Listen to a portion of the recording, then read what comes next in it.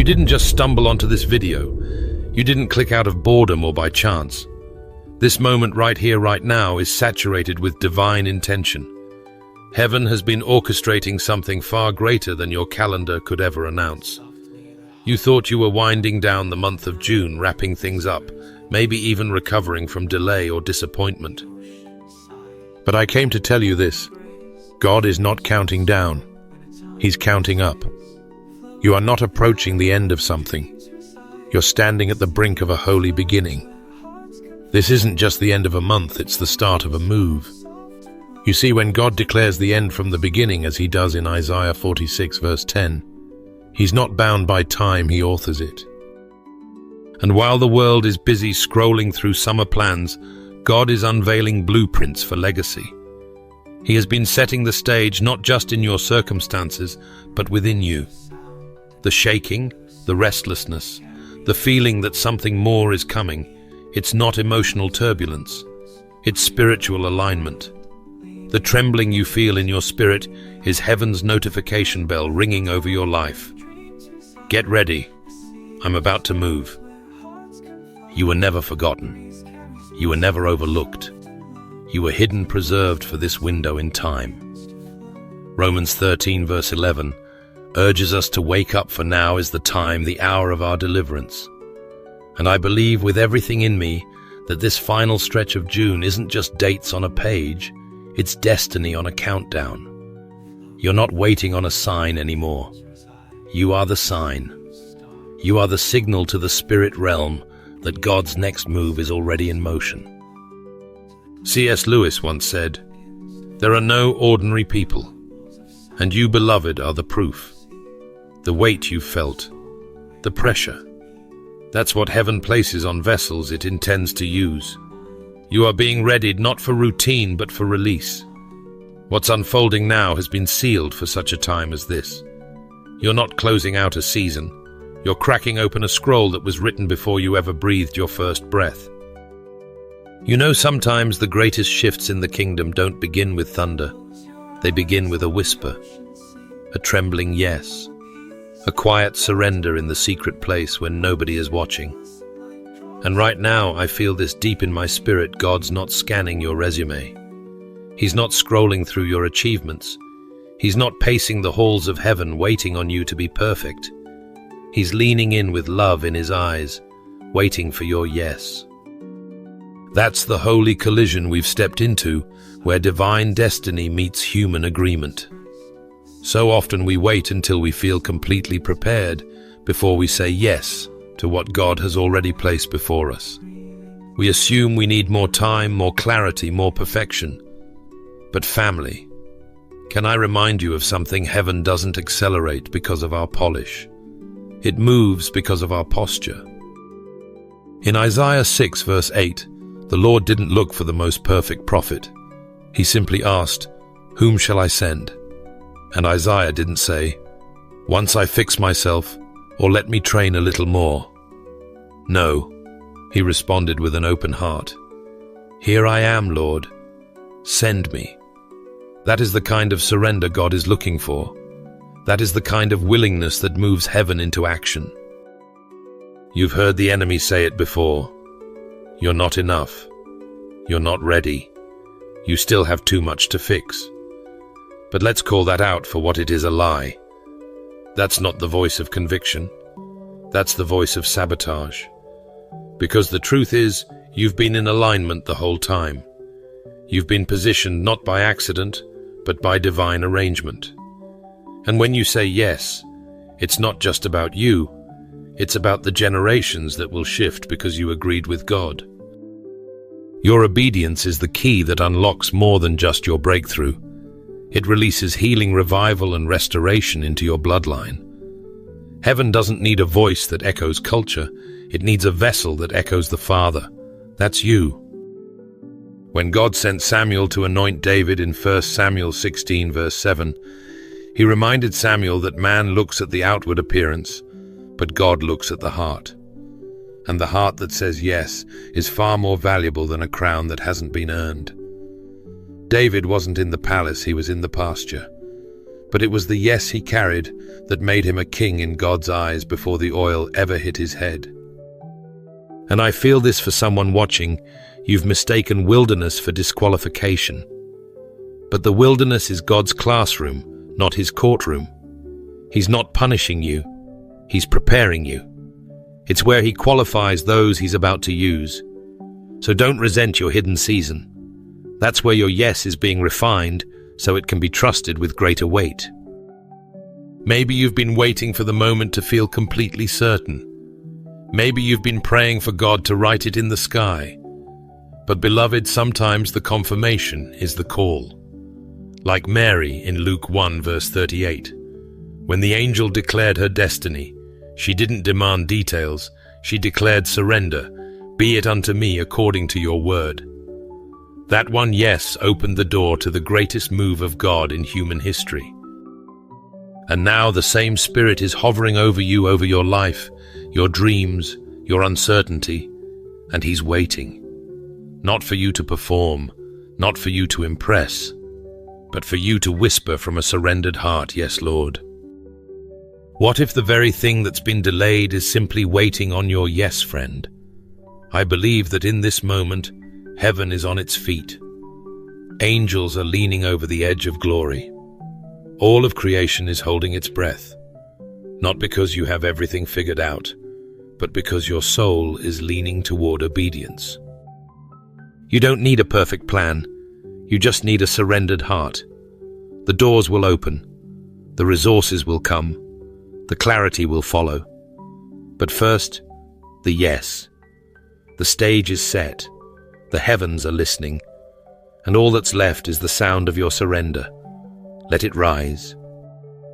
Sometimes, before the crescendo of breakthrough, heaven starts by turning down the volume of everything that competes with your clarity. And if you're wondering why certain people have gone quiet, why some doors shut without warning, or why the circle around you feels smaller than it used to be, don't panic. Don't grieve what God has already dismissed. You thought people were walking away, but in truth, heaven is doing some holy rearranging. I know how that silence can sting, how it feels when the texts stop coming, the invitations dry up, and the ones you trusted suddenly shift. But hear me, this isn't chaos, it's choreography. This is not the unraveling of your life, it's the unraveling of distractions that were never meant to go where you're headed. The divine is editing your environment not to harm you, but to heal your hearing. Let's get honest. Some connections you called covenant were really assignments with expiration dates. But because your heart is loyal, you held on longer than heaven intended. That's why God had to step in, not out of cruelty, but out of kindness. John 15 verse 2 reminds us that every branch that bears fruit, he prunes so that it may bear more. You're being pruned, not punished. Cut back, not cut off. Heaven is cultivating something sacred in you, and the trimming is evidence of trust. What felt like abandonment is divine insulation. God is protecting your oil. You've been anointed for something weighty, and oil can't be poured into containers that leak. So he had to seal off access. He had to remove mixture. You weren't ghosted, you were guarded. And maybe you didn't recognize it, but the emotional detachment you've been wrestling with, that's not rejection. That's spiritual promotion in disguise. It's the gentle hand of the Father loosening your grip on things and people that no longer align with the purity of your purpose. Proverbs 4 verse 23 says, "Guard your heart, for from it flow the issues of life." And God in His mercy has been guarding your heart even when you didn't have the strength to do it yourself. This is what heaven does when it's about to elevate you. It simplifies your surroundings. It streamlines your soul. It quiets the noise so you can discern the whisper. And that whisper, that's where the next instruction is coming from. That's where your next move is being birthed. You're not being emptied, you're being expanded. Amos 3 verse 3 asks, "Can two walk together unless they agree?" The answer is no. And that's why heaven had to shake loose every attachment that no longer agrees with your calling. Every relationship that was draining your discernment. Every conversation that diluted your conviction. You're not losing, it just looks like loss before it looks like launch. Friend, I need you to feel this in your bones. You are not alone. You are not forgotten. You are not being punished. What you're experiencing is sacred separation, divine refinement. God is setting you apart because He's getting ready to set you ahead. And to those of you who have been wondering, why now? Why does everything feel like it's shifting? Let me tell you why.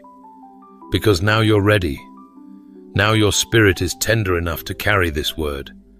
Now your ears are finally tuned to the right frequency, and God in His timing is clearing the room for what comes next. So if things feel quieter, lean in. If people are walking away, bless them as they go. Let what's leaving go. Because sometimes the biggest evidence of heaven's favor is not who comes, but who can't stay, aren't. There's no need to chase what's been released. The ones who walked away didn't abandon you. They made room for what's about to arrive. You're being refined for glory, not reduced in value. Heaven is rearranging everything around you on purpose for purpose. Get ready. Something holy is moving into position. Sometimes the deepest shift doesn't begin with a sound, but with a stirring, a holy agitation, a pressure that pulses not in your mind, but in your soul. And maybe that's exactly where you are right now. Something inside you has been rising. You can't always put it into words, and you've questioned if it's just emotion or restlessness or overthinking. But I'm here to tell you what you're sensing isn't instability, it's divine activation. This part of the journey doesn't begin with external change, it begins with spiritual vibration. You don't need a title to confirm it. You don't need someone to validate what God already marked. Your spirit knows before your mouth can articulate. And that sensation you've been carrying, that stirring that won't let you settle, it's not anxiety, it's awakening. Romans 8 verse 16 reminds us that the Spirit Himself bears witness with our spirit. Before it ever comes through a sermon, before it's written in a caption, or preached from a stage, it starts in the still place where God speaks to spirit, not to ears. And many of you watching this right now, you've been sensing the echo of heaven in your chest. Not because you're delusional, but because you're designed to detect what others miss. The truth is, what the world might label as too much, too intense, or too deep is actually your gift in motion. The burden you feel isn't random, it's responsibility being formed.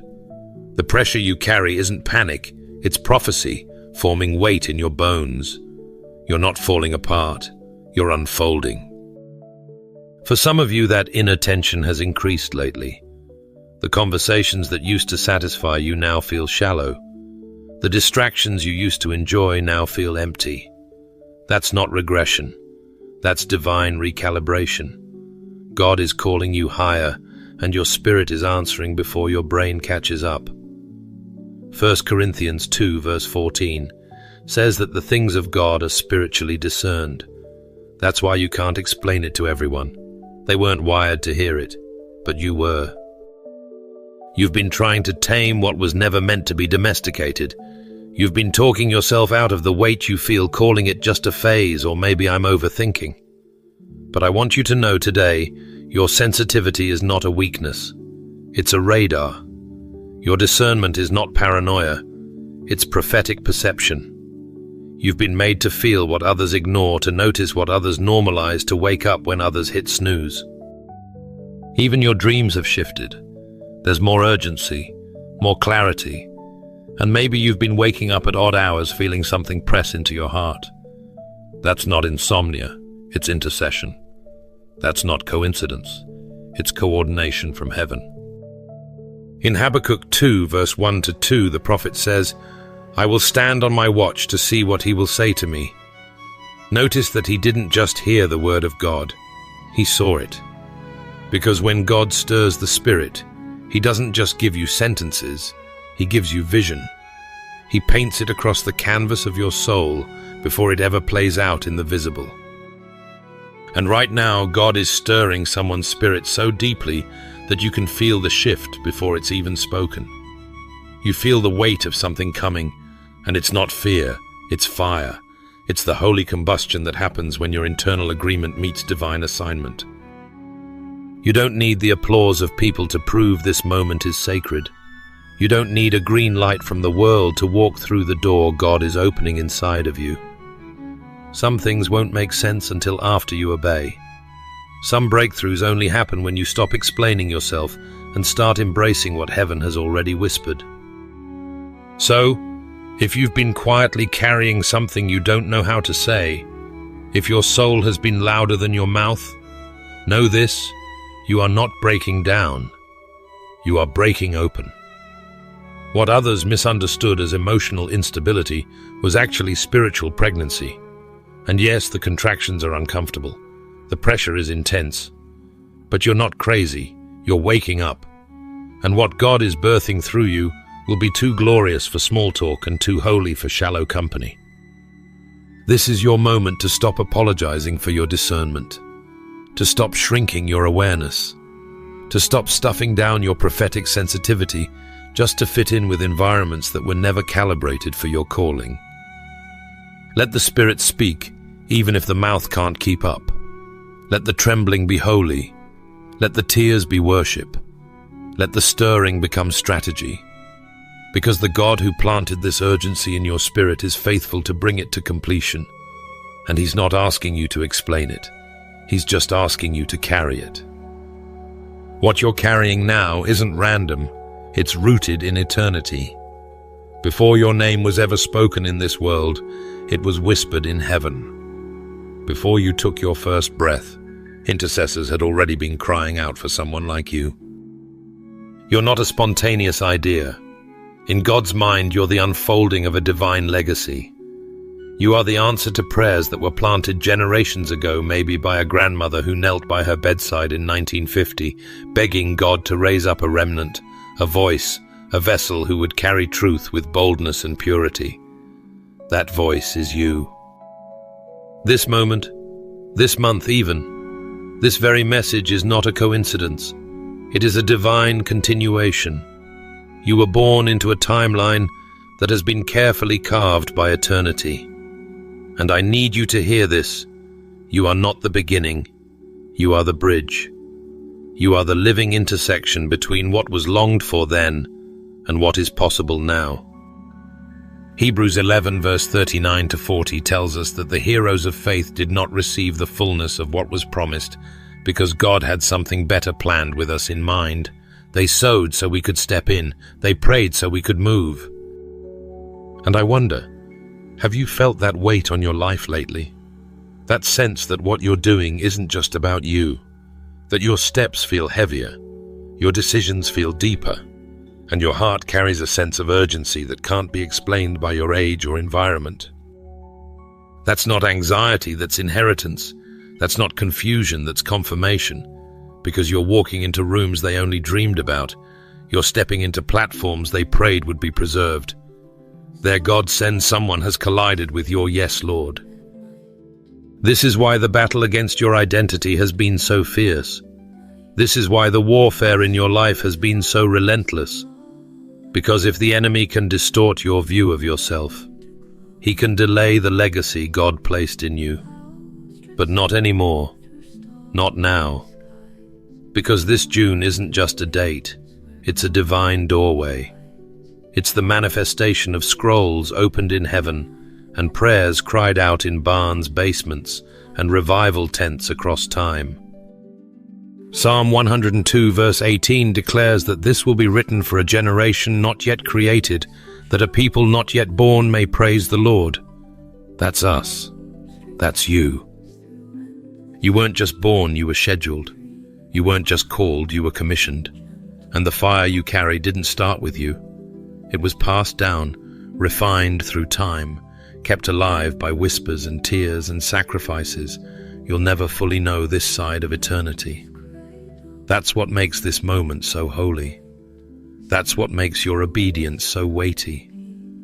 You're holding more than a calling, you're carrying a continuation. Can I speak to those of you who've been feeling overwhelmed lately? Maybe you've been asking, why me, God? Why now? Because someone once asked, who, Lord, when, and heaven chose you? You are the fulfillment of longings that were never spoken in Instagram captions or published in books, but groaned in hidden places, wept in lonely hours, uttered in unrecorded prayers. And now God is trusting you with the fulfillment. Paul writes to Timothy in 2 Timothy chapter 1 verse 5 to 6, reminding him of the sincere faith that first lived in his grandmother Lois and mother Eunice, and now lives in him. Then he charges him, fan into flame the gift of God which is in you. Why? Because legacy is not a trophy, it's a torch. It's not something to admire, it's something to steward. It's not a medal, it's a mantle. You're not simply chasing your own destiny, you're advancing someone else's. The tears they cried are watering your pace. The altars they built in obscurity are now launching pads for your public assignment. And the dreams they dared to dream, you're living them out in real time. This is why you can't afford to shrink back. This is why obedience can't be optional anymore. Because when you move, heaven calls it redemption across generations. When you rise, their sacrifices rise with you. When you speak, their silence breaks. And so I urge you, beloved, stand tall, not in pride, but in purpose. Walk boldly, not for applause, but for alignment. Because you're not the start of something, you are the answer to everything they hoped would still be possible. This is not your spotlight. It's their legacy, light shining through you. Sometimes we treat divine moments like a scenic view, beautiful but not urgent. We stop to admire them, reflect on them, maybe even write about them, but we don't always step into them. But this one is different.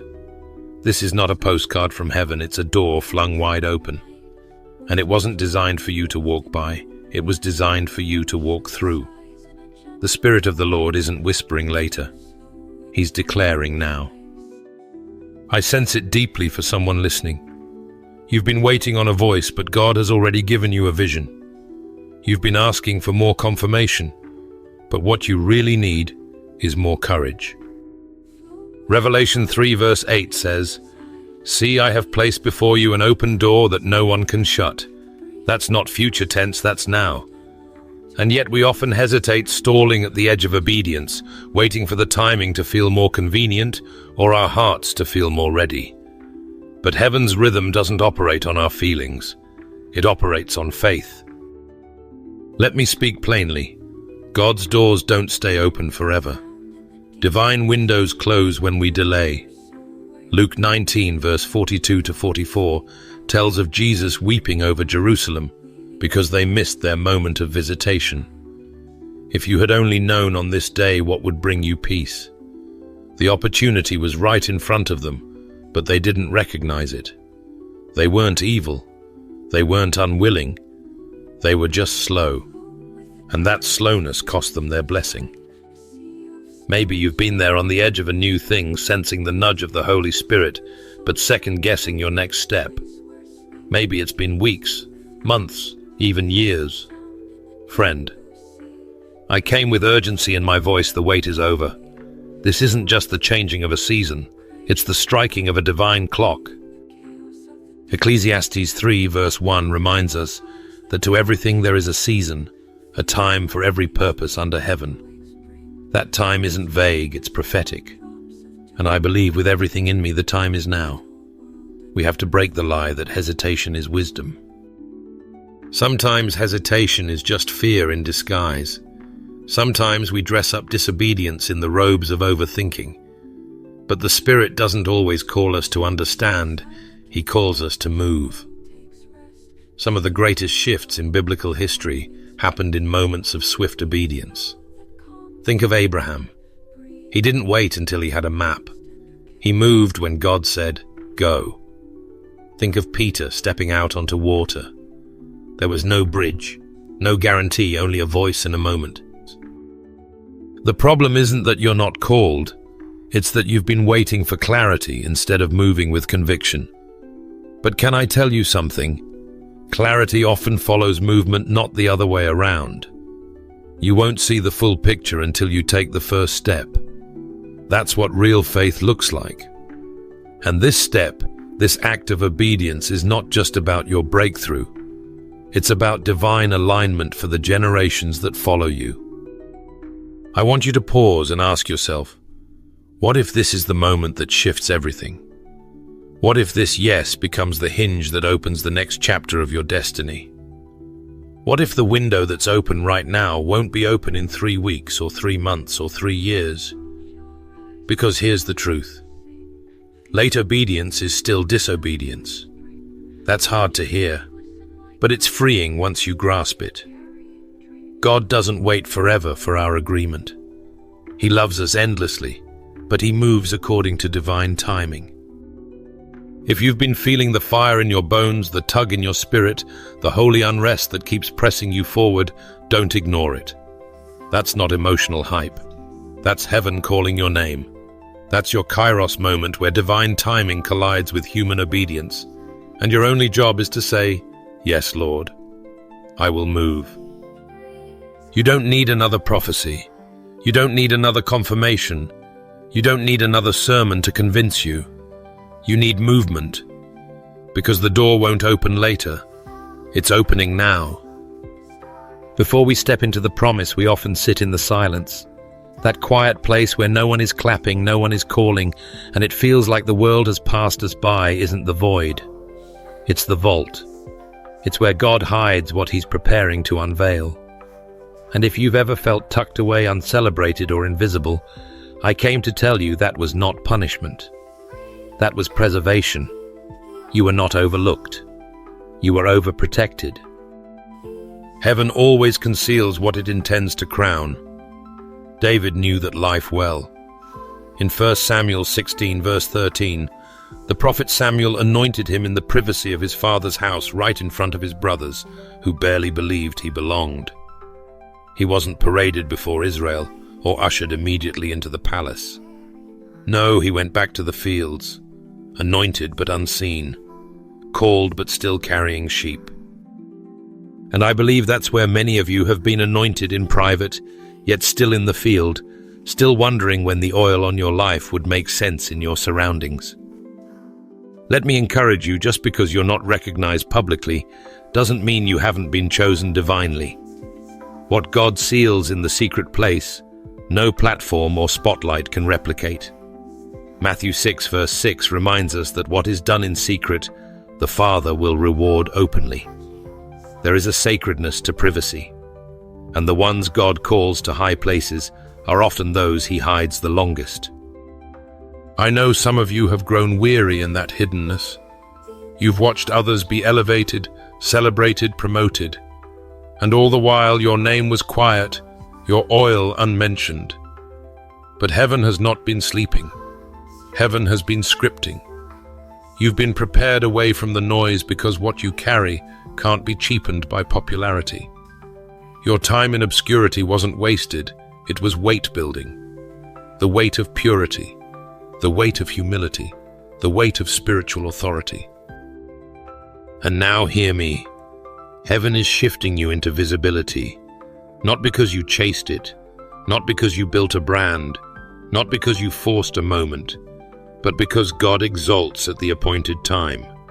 Psalm 75 verse 6-7 tells us, "For promotion comes neither from the east, nor from the west, nor from the south. But God is the judge. He puts down one and exalts another." Friend, you are the another. You are the one He's about to lift. Not for vanity, not for applause, but because your character has been carved in the quiet. What you whispered through tears in prayer is about to echo through generations. What you thought was just surviving will now speak as testimony. Those scars you tried to hide, they're becoming signs of your assignment. God isn't just bringing you forward, He's announcing you. And when heaven speaks your name, no gate of hell can silence it. It won't be your resume, your connections, or your charisma that opens doors. It will be the same Spirit that anointed David in the shadows and led him into a throne that couldn't be stolen. That Spirit is moving for you now. I feel this so strongly for someone watching. Your time in the cave is coming to an end. You've sat long enough in the shadow of promise. You've obeyed when it didn't make sense. You've loved God in the loneliness, trusted Him through the tension, and now the trumpet is sounding. This is not self-promotion. This is divine positioning. And visibility, when birthed from purity, is not vanity, it's stewardship. Heaven is about to display through you what was deposited in you. And just like David stepped from shepherd to king, so will you step into what has always had your name on it. Don't despise the silence you walked through. It protected your purity. And now that you've been proven, you're being positioned. You didn't skip steps. You didn't miss your moment. You survived the silence. And now heaven is speaking your name. What if I told you that you're not just entering a new season, you're standing in the middle of a visitation, not a shift in the weather, but a rupture in the atmosphere. Not just a new chapter in your story, but the author himself stepping into the pages. This is not simply another stretch of time. This is sacred interruption. And heaven does not schedule divine visitation casually. It arrives with weight, with wonder, with purpose. You may have thought the last few days or weeks were just the winding down of something old. But beloved, it's not a wind down, it's a holy arrival. You're calling it transition. God is calling it a divine entrance. Luke 19 verse 44 reminds us of what happens when a visitation is missed. You did not recognize the time of your visitation. That warning wasn't about punishment, it was about potential. And today I need you to hear me clearly. This is not the time to sleep spiritually. This is the time to prepare your atmosphere for what heaven is about to release. Visitation is not common. It doesn't sweep through casually like a season that returns every year. It is sacred. It is weighty. It is heaven breathing on a moment so fiercely that history bends. And when it comes, when it truly comes, it looks less like routine and more like revival. It's when your ordinary room becomes holy ground, when your daily prayers catch divine fire, when the word you've read 100 times suddenly reads you. But visitation requires more than awareness. It demands alignment. God doesn't pour oil on altars that haven't been prepared. He doesn't release the weight of His presence into atmospheres filled with distraction and compromise. Visitation is heaven's response to consecration. Isaiah cried out in Isaiah 64 verse 1, "Oh, that you would rend the heavens and come down." That's not poetry. It's desperation. It's hunger. It's what creates space for God to descend. Let me ask you, friend, have you made room, not just in your schedule but in your spirit? Have you cleared the clutter of fear, pride and busyness to make space for something weighty, holy and otherworldly to rest on you? Because God doesn't visit those who flirt with His presence. He visits those who prepare for His dwelling. Jesus said in John 14 verse 23, "If anyone loves me, we will come to him and make our home with him." That is the kind of visitation I'm speaking of, when God doesn't just touch you, He dwells with you. And when heaven dwells, nothing stays the same. The mundane becomes miraculous. The waiting becomes worship. Your silence turns into a sanctuary. And suddenly what felt like a regular Tuesday becomes a divine appointment. What felt like the end of a thing becomes the beginning of a movement. Visitation will do that. It shifts not only what you see, but how you see. I know it may feel overwhelming. I know the enemy has tried to dull your expectancy, to drain your spiritual energy. But I speak over you right now. Wake up your wonder. Stir your faith again. Expect not just better days. Expect God's presence to descend in ways you've never known. And if something in your spirit has been trembling without explanation, It's not anxiety, it's the vibration of heaven drawing near. This moment is pregnant with encounter. And encounters don't wait for perfect settings, they come to hungry hearts. To the ones who say, God, whatever you want to do, I'm available. To the ones who mark their atmosphere with worship, consecration, and surrender. So don't just mark the time, mark the air. Make your room ready, make your heart ready. Expectation is the key that unlocks the door of divine encounter. And I believe with everything in me, heaven isn't just close, it's here. Visitation has begun. To move from visitation to vocation, that's the sacred invitation unfolding before you now. As we've sensed heaven drawing near now, the Lord is pointing his finger to the next revelation. You are not just a character in God's divine story. You are the plot twist he planted before the foundations of the world.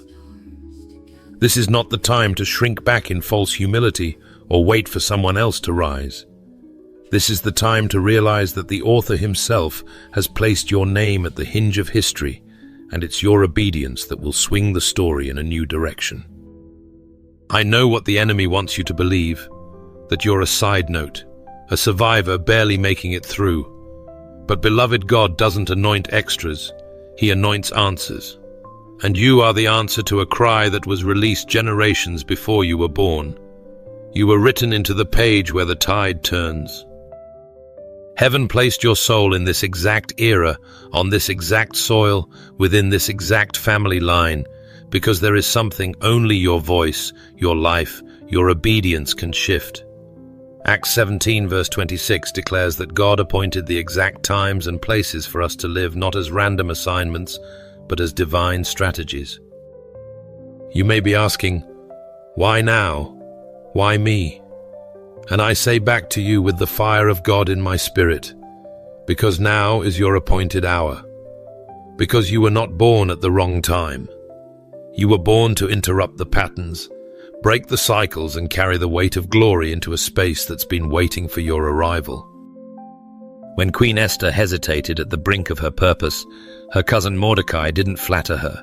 He reminded her, "Who knows, but that you have come to your royal position for such a time as this," Esther 4 verse 14. And I say the same to you, you are not misplaced. You are the miracle in motion. This is not the chapter where you exit stage left.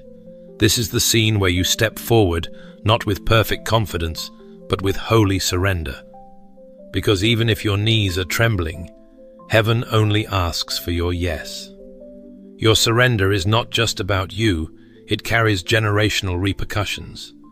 You may not see all the fruit, but your obedience plants trees others will find shade under. Isaiah 60 verse 1-3 doesn't say, "Wait for the light." It says, "Arise, shine, for your light has come, and the glory of the Lord rises upon you." That's not poetic fluff. That's a commission, a declaration, a trumpet sound in the spirit realm announcing that your delay has expired and your time has arrived. And here's what's even more humbling. You are someone else's answered prayer. Think about that. Someone wept, fasted, interceded, begged heaven for a breakthrough in their family, their city, their bloodline. And God didn't send a storm or a sign. He sent you. You're not just in the story. You're the chapter that shifts the tone, the hinge that swings the narrative from broken to restored, from bondage to freedom. Don't disqualify yourself because you still feel ordinary. David still smelled like sheep when he was called to slay giants. Mary was still a teenage girl when she was told she would carry the Christ. God has never once required perfection, only partnership. You don't need a title to turn the tide. You just need trust. So let me say this with conviction. You are the turning point. Your yes will echo beyond your timeline. Your faith will rewrite what fear once dictated. The old script ends with you, and a new one begins through you.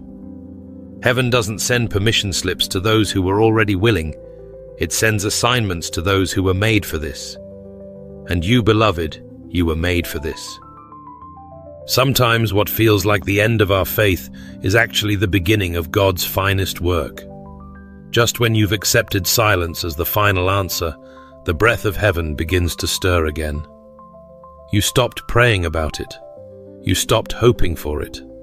You moved on, not out of rebellion, but because your heart couldn't bear another delay.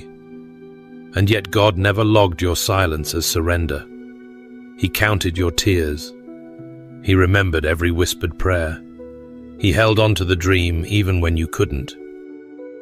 The truth is, God doesn't operate on human expiration dates.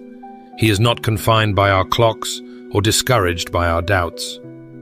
In Luke 1 verse 13, the angel told Zechariah, "Do not be afraid, your prayer has been heard." But here's what's wild. Zechariah and Elizabeth were old. They had likely stopped praying for a child years ago. Yet heaven had filed away that prayer and pulled it back out at the appointed time. What you thought God dismissed, He actually delayed for perfect alignment. Maybe you feel like that today, like the promise was missed, like the window has closed. But God is the God of restoration, not resignation.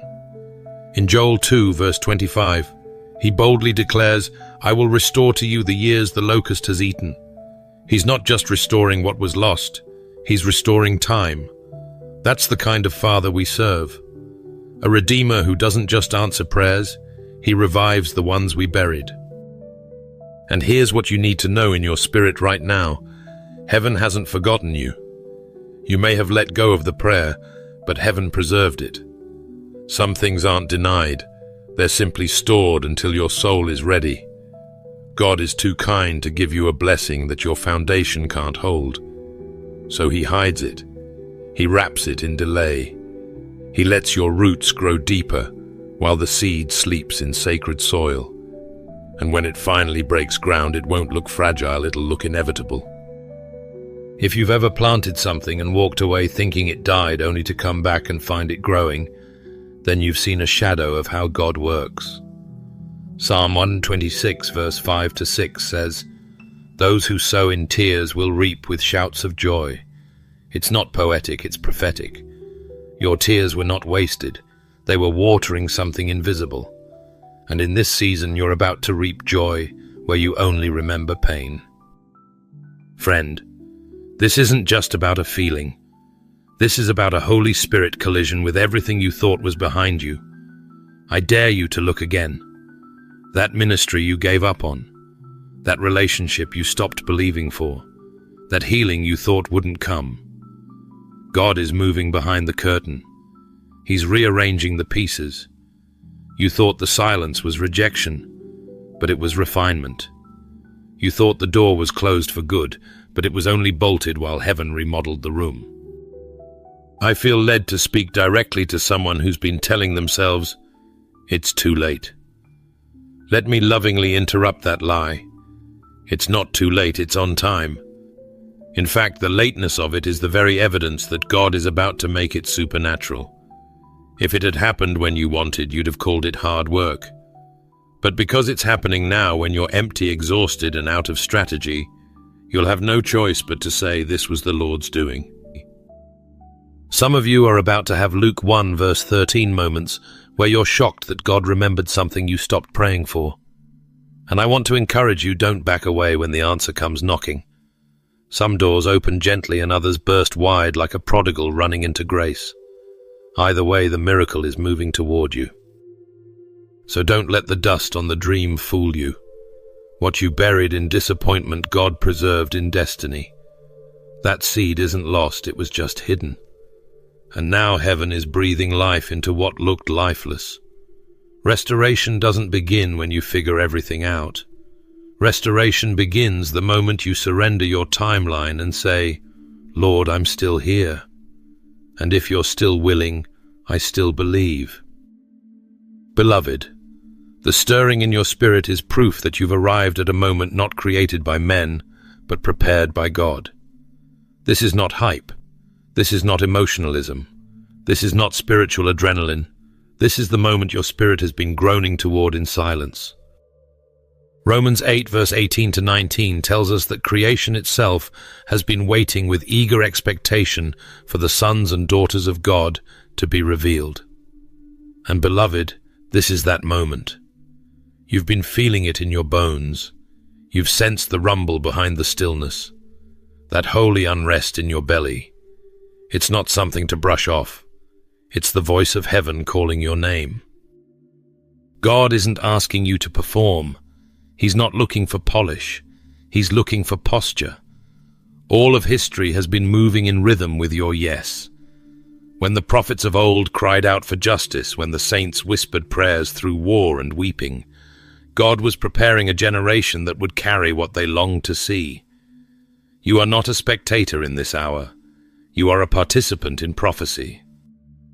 Isaiah 43 verse 19 says, "See, I am doing a new thing. Now it springs up. Do you not perceive it?" And friend, if you're listening right now, then yes, you perceive it. Heaven doesn't release words without purpose, and this moment isn't about goosebumps. It's about governance. God is not just speaking, He is positioning. You've been anointed for more than survival. You've been mantled for movement. Don't underestimate what happens when an ordinary person says an extraordinary yes. The threshold is trembling, the gates are parting, and the scroll that holds your name and your assignment is now open in the Spirit. This isn't about motivation, it's about movement. You don't need another sign. 2 Corinthians 6 verse 2 says, "Now is the time of God's favor. Now is the day of salvation." Right now, not someday, not when you feel ready. Now. God is not waiting for you to be perfect. He's waiting for you to be present. So I urge you, child of God, respond. Heaven's eyes are on this generation. Creation is groaning for the revealing of what was hidden in you. The silence was not abandonment. It was set up. The shaking you feel is not instability. It's the thunder of heaven making way. You are not behind. You are not disqualified. You are not late. You are right on time for a move that has been centuries in the making. Respond to the call. Heaven has been preparing this moment since the beginning. Before we close this moment together, I want to invite you right where you are to pause everything else. Silence the distractions. Set your heart in alignment. This is not just a closing prayer. This is a divine meeting, a sacred intersection between your surrender and heaven's release. If you've been sensing the weight of this word, if something in your spirit has been stirring, then now is your time to respond. Let's go boldly into a fervent Spirit-led prayer together. Father God, we come before you tonight with trembling hearts and expectant spirits. There is something rising within us that we can't explain, a holy urgency, a pull that won't let go. We sense the turning of a page in the heavens. Something is shifting. Something is breaking. And Lord, we don't want to miss it. We don't want to sleep through the moment you've been preparing since before time began. God, we confess, sometimes we hesitate. We second-guess the voice we know is yours. We question the path when the pressure builds. But right now, in this very moment, we push past fear. We let go of perfection. We throw off the weight of delay. And we simply say, yes. Yes to your plan. Yes to your timing. Yes to your fire. We yield, Lord, not with shallow words, but with surrendered lives. Release in us what you've planted, God. Awaken the gifts we've buried. Ignite the purpose we've postponed. We are tired of shrinking. We are done hiding. Tonight we agree with heaven. We step into the divine assignment you placed in our spirit before we had a name. Father, let every lie of the enemy that whispered, "You're not enough," be silenced by the roar of your calling over us. God, you've carried us through nights of confusion. You've covered us when we didn't even realize we were being protected. And now you're pulling back the curtain on a move we couldn't have imagined. So we pray, Prepare our character for the weight of what you're about to do. We don't want applause without intimacy. We don't want elevation without consecration. Make us ready, Lord. Refine us. Purify our motives. Keep us rooted in humility, even when promotion comes. We lift our hands tonight, not to reach for blessings, but to touch your heart. We long to walk in step with your Spirit. Make us trustworthy vessels. Let our yes echo louder than our doubt. Let our obedience open doors that talent never could. We don't want man-made momentum, we want holy movement. Do what only you can do. God, we pray for divine clarity. Show us what doors to walk through and what distractions to walk away from. Give us discernment that cuts through the noise of the world. Teach us to listen, not just with our ears, but with our spirit. And when you whisper, let us move without delay. Not because we feel ready, but because you are worthy. Father, raise us up as bold witnesses in this generation. Let our lives preach louder than our lips. Let our presence shift rooms not by charisma, but by consecration. Use us to heal. Use us to build. Use us to speak where others have been silenced. We are not just asking for favor, we are asking for faithfulness. Make us steady in the storm and strong in the secret place. And Lord, for every person praying this prayer, wrap them in the certainty of your love. Let them know they are seen, they are chosen, they are not a mistake. They were made for this hour. Breathe fresh wind into weary lungs. Pour courage into hesitant hearts. Let fire fall on their altars again. We declare tonight, this is not the end. This is not the middle. This is the moment. The moment where hesitation ends and history begins. The moment where heaven moves not around us, but through us. We receive it, Lord. We welcome it. We walk in it. In full surrender, with open hands and awakened hearts, we say again and again, yes, Lord. Amen.